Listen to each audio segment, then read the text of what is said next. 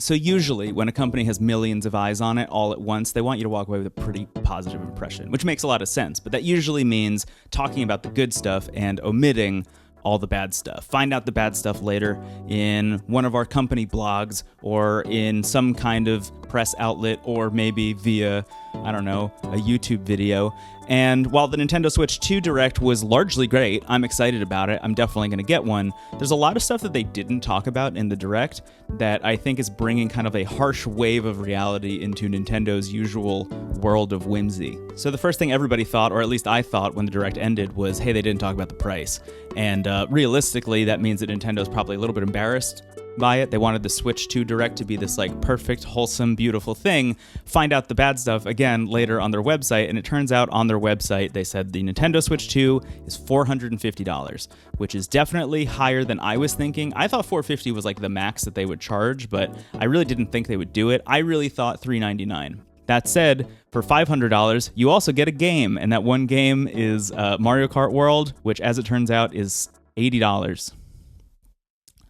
$80. That's a lot. It's a lot of dollars. It's a lot of dollars. I was not used to $70 when Tears of the Kingdom was $70. I understand that games are more expensive to make than they ever have been, and the amount of people it takes and the amount of resources it takes means that realistically prices will have to increase somewhere. That's why you see things like live service games in the first place and unbelievable amounts of microtransactions and DLC and stuff like that. But $70 is a lot of money. $80 starts to make it so that people will probably just buy fewer games. They also said there's going to be Nintendo Switch 2 edition games, which kind of run the gamut in terms of what you're getting out of that upgrade. In some cases, it's just performance increases, frame rate boost, stuff like that. But in some cases, like Kirby and the Forgotten Land, they're adding a whole bunch of DLC, new levels and stages and bosses and things like that.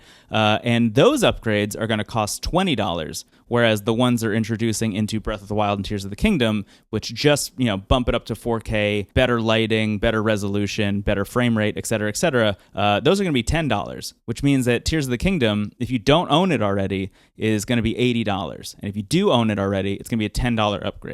That's also pretty wild.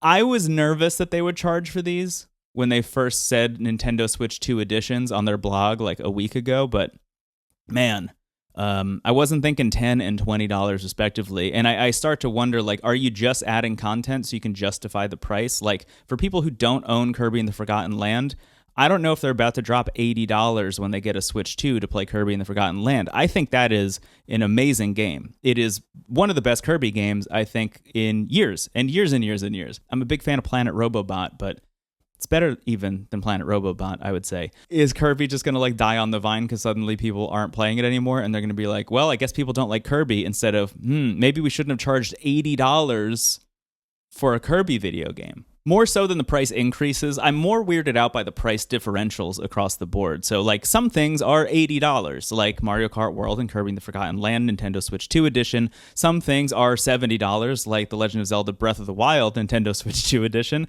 Some things are $40, like Bravely Default Flying Fairy HD Remaster, US version. That's $40. Donkey Kong Bonanza is $70. I don't understand how they're coming up with these prices. I just assume a lot of these prices are going to balloon over time realistically. I can understand the mentality of thinking Mario Kart 8 Deluxe, best-selling Nintendo Switch game by a huge margin. This next one is bigger and better, and we've packed even more features into it, and it's like a hangout game with the ability to, just kind of roam in between races with your friends and with game chat and all this stuff that they're adding. I can understand why they would think this is a bigger, better game and we should charge more money for it. But also, that's just too much money.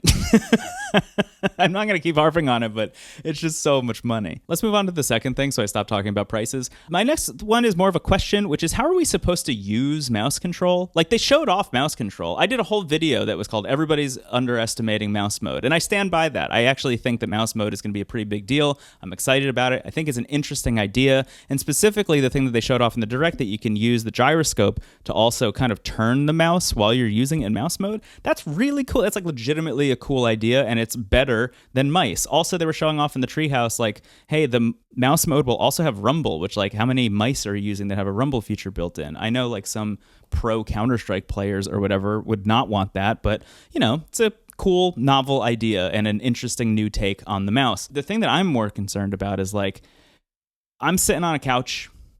I have a coffee table in front of me that comes up to, like, my shins. Am I reaching all the way down to play mouse mode? Like, that seems nuts. Do I need to use it on my lap? Is that going to be annoying? Probably. Am I supposed to, you know, if I'm on a couch, like, am I supposed to be doing it, like, on the armrest of the couch? It really feels like they're kind of either saying you need to be using this, like, on a desk. Like, you need to have your Nintendo Switch 2 plugged into a desk and be using it, like, in the same desk that you would be using your laptop or your computer. Like, this setup that I have right now, perfect for mouse mode. I put, you know, the Switch 2 right here, mouse mode, fine. That's going to be comfortable. The other side of this is that accessory manufacturers are just going to have to start making lap desks. And, like, who's really going to want to buy and use a lap desk all the time to play mouse mode? I don't know. Like, I'm interested in the idea of mouse mode for a game like Metroid Prime 4. That's going to be sick. I would love to do that. I would love to be using mouse mode for that game. But realistically, like, what are the options for me when I'm going to be playing it? I don't think that Nintendo really expressed a clear answer for that. I was kind of hoping they would. And honestly, in all of my research, I still haven't seen a great answer. And as people are getting hands-on with it over the, you know, next couple days, some of the reports are like, hey, this doesn't feel good. And it's awkward and it hurts my shoulders and my wrists and whatever. And some reports are like, love mouse mode. So I guess it's really going to be up to the individual and your own setup. It seems like increasingly it might be more of a nice to have instead of a feature a lot of people are using specifically because of the awkwardness of using it. Let's switch to some good news. For number 3, the new Pro Controller.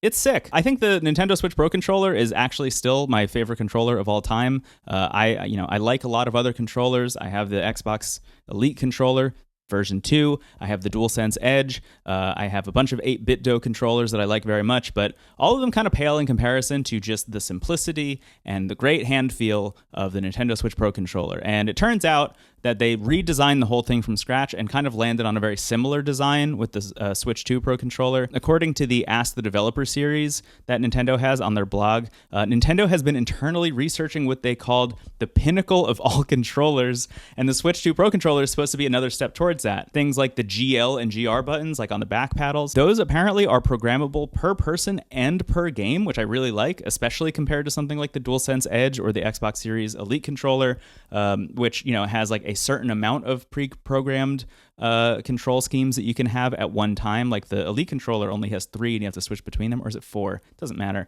It's a limited number and it's under 5. Meanwhile, on the Switch 2, if I'm playing Elden Ring, for example, I can map the back buttons to, you know, dodge, roll, and like use item or something, which is sick. And then when I jump into Mario Kart World, I can map them to, you know, like jump or also use item. I don't know. I could do whatever I want per game. Another cool thing that they announced was Game Share. They talked about Game Share in the Direct, which is basically the ability to make it so one person buys a game and they can play it locally or online with other people who don't have the game, who they're friends with. And a thing that they didn't mention in the Direct, which I think is really cool, is that it's not just for Switch 2. If the person initiating Game Share is on a Switch 2, they can share that game with a person who is using the Switch 1 through, like, I guess, future software updates, which is pretty sick. I'm really excited about that as a concept, especially considering, once again, how expensive games are getting. It makes a lot of sense, you know, for something like Mario Kart World, only one person needs to spend the $80 and then everyone can play together. Fingers crossed. I actually don't know if that's one of the games or not. I hope it is. So in the Direct, Nintendo mentioned that the Nintendo Switch 2 will have 256 gigs of onboard storage, which is great. Don't get me wrong. It's better than the 30 gigs that was available on the original Nintendo Switch, or around 30 gigs or whatever. But I think one of the things that we found out since the Direct is how big games are going to be. Cyberpunk 2077, the edition that's coming out for the Nintendo Switch, is confirmed to be 64 gigs, which is 25% of all of the onboard storage that you're going to get on the Nintendo Switch 2, which raises a lot of questions for me, especially considering the only SD cards that work, as they said, are the micro SD express cards, so not the ones that you're using on your original Nintendo Switch, because they say they need faster file transfer speeds to be able to run those games off the SD card.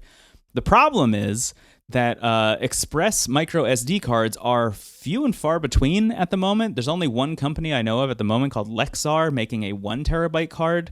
Nintendo says you can get 2 terabyte cards in there, but I haven't found a consumer version of a 2 terabyte Express micro SD card available anywhere on the market. And also, every single Express micro SD card, at least at the time of this recording, seems to be sold out, with the 1 terabyte Lexar one backordered until May.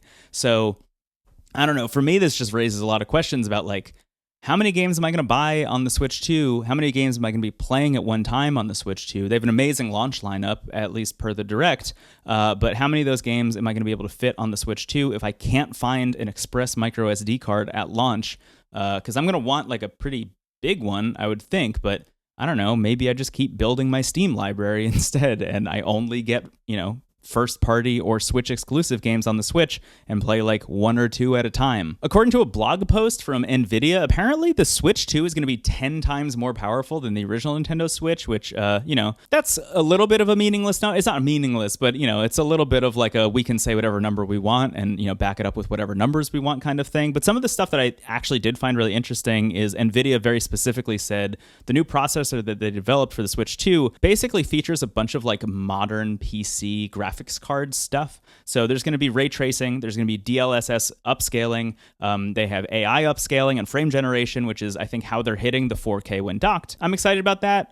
It's kind of nice to see Nvidia working so closely with Nintendo on this. Also, against something like, the Steam Deck or the myriad Windows PCs, the Switch being like a ubiquitous single piece of hardware means a lot of these developers can just target exactly what's happening on that processor and use all of that power, and then have all of the NVIDIA like AI upscaling stuff just kind of add to it in post, and that's all happening like on device also. It's not like, like cloud AI stuff. So you're not like totally burning down a forest by using it the way you would be with a lot of other NVIDIA AI stuff. So shout out to NVIDIA, everyone's favorite company. Number 7, this maybe should have been number 1. I'll put it in the thumbnail. Joy-Con drift is fixed. Confirmed, which is pretty cool. I was reading the Ask the Developer series that they had on their blog again, and Nintendo producer Koichi Kawamoto said of the Switch 2 Joy-Con, quote, "We redesigned everything from scratch for Joy-Con 2. The controllers for this system, compared to the Joy-Con controllers for the Switch, the control sticks are larger and more durable with smoother movement." I expected them to say absolutely nothing about the durability of the Nintendo Switch Joy-Con, considering that was kind of their MO during the original Nintendo Switch lifecycle as Joy-Con drift was happening and as Joy-Cons were breaking, et cetera, et cetera. Nintendo was like, radio silence, but also, we may fix some of them if you send them in, et cetera, et cetera. I thought that this was just going to be kind of a silent upgrade that they wouldn't really talk about. And then they showed off the Switch 2 Joy-Con in the Direct, and I thought to myself, those look a little bit bigger. And then they said, hey, guess what? The Joy-Con modules are a little bit bigger than they were before, which does imply that there's like beefier, more interesting hardware under the hood. And the New York Times has since confirmed, yes, those are Hall effect sticks in the Joy-Con 2, which is really exciting because that does mean Joy-Con drift gone. Not going to happen. Will be significantly more durable. Nintendo didn't want to put themselves through that again. They didn't want to put us through it, but more specifically, again, they didn't want to put themselves through it again. Honestly, shout out. I'm excited to hear that. I think it's great that we have that confirmed already. Next up, not all Switch 1 games are backwards compatible with the Nintendo Switch 2, which is interesting. It feels a lot like when we went from the PS4 to the PS5 and Sony was like, there are 20-ish games that just will never run on the PS5. Sorry in advance. And it was just like a really weird random list of games. On the Nintendo Switch 2, there seem to be about like 100 to 200 games that either don't boot up at all or have performance issues. They actually have 2 separate lists on their website of the ones that don't work at all and the ones that once you get into the game, they have a bunch of issues. And again, it's like a total grab bag. It's like Final Fantasy 1, like the Pixel remaster for Final Fantasy 1 for some reason doesn't work. Apparently, the overall reason why this is happening is, and I found this really surprising actually, the Nintendo Switch 2 is not just like a Nintendo Switch 1, but more powerful. Like it has a new processor and they can't just like run Nintendo Switch 1 games natively on the Switch 2. And again, during the Ask the Developer series, they basically said the reason for this is that they tried emulation and emulation didn't really work. And, it's not going to work as like just a one-to-one hardware thing. So they found an in-between between emulation, like hardware and software emulation of the Nintendo Switch 1 on the Nintendo Switch 2. What that really means is that it's basically what Steam or what Valve is doing with the Steam Deck. So if you know anything about Proton or the way that the Steam Deck is able to get Windows games to run natively on a Linux-based operating system, it seems like that's what Nintendo did as well, which is honestly really cool. So essentially what the Nintendo Switch 2 is doing is like taking the Nintendo Switch 1 game and then just in real time turning it into a Nintendo Switch 2 game while you're playing it. That seems really difficult, and it's really impressive that they managed to make that work. And I don't really know what that means in terms of like full-scale compatibility. Like, will these games get updated to work on the Switch 2? I hope so. I imagine if you are a developer and you saw your game on that list, you're probably like, oh my God, how do I get a dev kit in my hands so I can fix this immediately? I think they'll probably be like shamed into fixing it. I think it's pretty cool that that's how they're handling this. And outside of the certain games that like just never will run, like any Labo game or Ring Fit, for example, that like needs specific peripherals, I imagine most of those lists will get cleared up over time. It turns out Japan is getting 2 versions of the Nintendo Switch 2. One of them is a lot cheaper. It's $330. It's region locked to Japan and only has Japanese language support on it. And while that's going to be great for people who live in Japan, for all the people who live in Japan who do not speak Japanese, of which there are definitely a lot, there is a worldwide version also available that is going to be $460, so $10 more expensive than it is here, at least, but also is not region locked. This is very important to me because I will be in Tokyo for a month. Well, I'll be in Japan for 2 months between May and June, but I'll be in Tokyo for the entire month of June, and I don't know if this is going to make it easier or harder for me to get a Nintendo Switch 2. I haven't figured this out yet. I need to figure out how to pre-order this thing in Japan and then I guess get it delivered to where I'm staying or like go to a store and pick it up.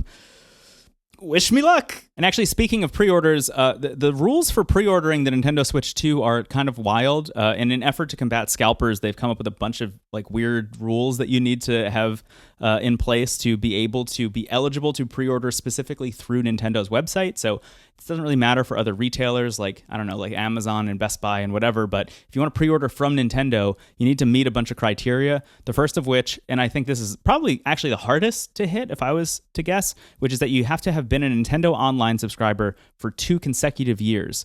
You also can't be on a family plan unless you're the owner of the family plan. So to all of my friends who are on my family plan, I'm sorry. Whoops.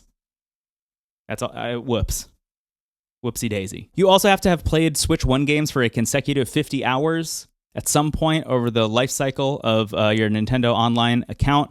That also went into effect the day that they had the Switch Direct, which means that if you are a scalper and you are right now trying to play 50 hours of Nintendo Switch games so you can be eligible to buy up a bunch of Nintendo Switch 2s, it's too late for you, buddy. You already missed the mark. And also, bizarrely, the final thing is that you need to be opted into promotional emails from Nintendo. And I don't know if that means that like the you've been selected to pre-order email counts as a promotional email or not, or if somebody at Nintendo corporate, probably in the executive level, was like, you know, it would be a great thing for us to do is increase our mailing list signups, like an indie band trying to make it. I will say that of all the things I was most excited about with the Nintendo Switch 2, it was finally getting a better user interface, because I find the one on the original Switch to be so unbelievably boring. It only has 2 themes, light mode and dark mode, and it really makes me long for the days of like the Nintendo Wii with all of its fun songs and sounds, or the Wii U with Miiverse and all of this cool stuff. You know, even the Nintendo DS and the DSi, again, with its great music, or the 3DS with themes that you can like buy. You can purchase them with money and then make your 3DS look however you want. I had a lot of themes on my 3DS. I love that stuff. The biggest disappointment for me, the biggest miss here is that the UI on the Switch 2 looks almost exactly the same as it did on the Switch 1. What a bummer that is. What a bummer that is. It looks a little bit more colorful, and that's kind of it. It also turns out that Nintendo Switch 2's battery is worse than the battery in the original Nintendo Switch. Nintendo says the battery is going to last anywhere from 2 to 6.5 hours, and, quote, battery life will depend on the games you play and usage conditions. For comparison, the battery life on this guy, the OLED Nintendo Switch, is 4.5 to 9 hours. So you're getting, at worst, less than half of what you'd be getting from the Nintendo Switch OLED. That said, the Switch 2 battery life is about the same as the ROG Ally X, which is a device that I own and use all the time and almost never really think about the battery life because I'm either playing it in short bursts, handheld, or I have it plugged into my TV or something. So I guess that might be the same with the Nintendo Switch 2.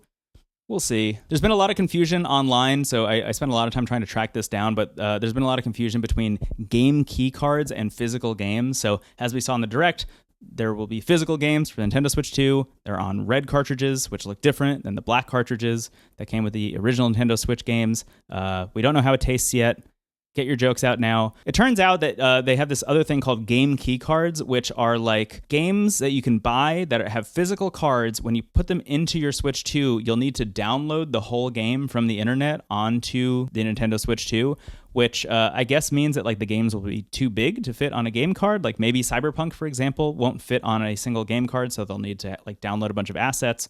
What that game card is actually doing is just like unlocking the ability to play that digital game. So as long as you have that card in there, you can play that game. What this means, though, also is that you can just very easily take that game and then hand it to somebody else, and then they can download the game, and then that key card will work for them as well. So it's kind of like a weird hybrid between physical and digital games, but I don't think it's like the end of the world. It's not like the worst thing that's ever happened. I saw a lot of people who thought that it was just like a one-time unlock, which is not the case. As you hand these game key cards around, the person who is in possession of it can play that game. And I think that works almost exactly the same way physical games work. So that's cool. One of the weirder things is that there's going to be a camera that you can buy. It's $50. You can plug it into the top or the bottom of the Nintendo Switch 2. Then you can use your camera to stream yourself playing video games to your friends, or certain games like Mario Party Jamboree. With the Jamboree TV expansion for Nintendo Switch 2 edition, you'll like see yourself in games, or it'll be very much like a Kinect or a PlayStation iToy or whatever. Every USB-C camera will work. Well, at least that's what Nintendo says, is that most USB-C cameras should work, and they're going to release a compatibility tool that allows you to check and make sure that your camera's going to work. That's great for me as somebody who is using a USB-C camera literally right now. I can just plug that in, and I don't need to buy a $50 camera. But Hori is making one that looks like a piranha plant, and it's pretty sick. Just to leave this on a positive note, it turns out that some games will get free upgrades to Nintendo Switch 2 edition, so instead of $10 or $20, you'll just get an upgrade for free. I'm really just shouting this one out for one game, or I guess a pair of games in particular, which is Pokemon Scarlet, Pokemon Violet. They're going to get free upgrades. Utilize that Switch 2 power to, I guess, run normally. If they ran bad before, they run normally now. Maybe they'll run great. Who knows? But I'm just excited to see that DLC that everybody seems to love so much, because I never really got there because I bounced from the game. So it'll bring me back, and that's nice. So that's everything I've found so far. If there's anything that you've found that you find really interesting about the Nintendo Switch 2 so far that wasn't announced in the Direct, please let me know in the comments. I'm really interested in just like compiling as much information as I can about the Nintendo Switch 2, or at least stuff that wasn't in the Direct or wasn't in the tree houses or whatever. So let me know. If you're new here, thanks for watching. Thank you for just being here in general. Please hit subscribe if you're interested in more stuff like this. And I'll be back with more videos. Like, for example, I'm going to try and go see the Minecraft movie in 30 minutes. Wish me luck!